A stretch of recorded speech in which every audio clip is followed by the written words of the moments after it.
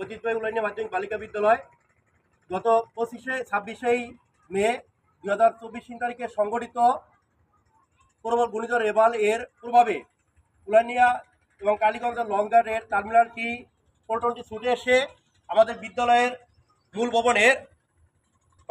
ভবনের পিলারে আঘাত করে এবং সাথে সাথে দুটি শ্রেণীকক্ষ ভেঙে দেয়। আপনারা দেখতে পাচ্ছেন যে এই পল্টনটি এই বিদ্যালয়ে আঘাত করে পানি পিটি নিয়ে তাকে ওখানে অবস্থান করছে।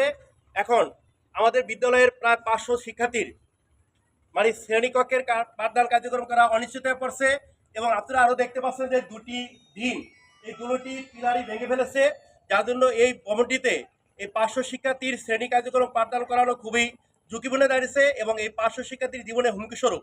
তা আমরা ঊর্ধ্বতন কর্তৃপক্ষকে আহ্বান করব যাতে এই বিদ্যালয়টির এই অবস্থা দেখে আমাদের যাতে অতি দ্রুত এই বিদ্যালয়টির সংস্কারের ব্যবস্থা করে এবং আরও অন্যান্য ক্ষতিগ্রস্ত হয়েছে যার আনুমানিক ক্ষয়ক্ষতির পরিমাণ 8 লক্ষ টাকার পরিমাণ হয়েছে, এই আর্থিক সহায়তা করে এবং বিদ্যালয়টিকে যাতে আমরা পূর্ণভাবে পাঠদান করতে পারি এই সুব্যবস্থা গ্রহণ করার জন্য কর্তৃপক্ষের দৃষ্টি আকর্ষণ করছি। আপনারা জানেন যে এই উলানিয়া মাধ্যমিক বালিকা বিদ্যালয়টি 1972 সালে স্থাপিত হয়। উলানিয়া বিশিষ্ট কলামিস্ট আব্দুল গাফফার চৌধুরীর পরিবারের যে সদস্যরা সহ এই বিদ্যালয়টি স্থাপিত করেছিল এবং পাশে আমাদের আছে ঐতিহ্য উলানিয়া কর্ণেশ্বর মাধ্যমিক বিদ্যালয়।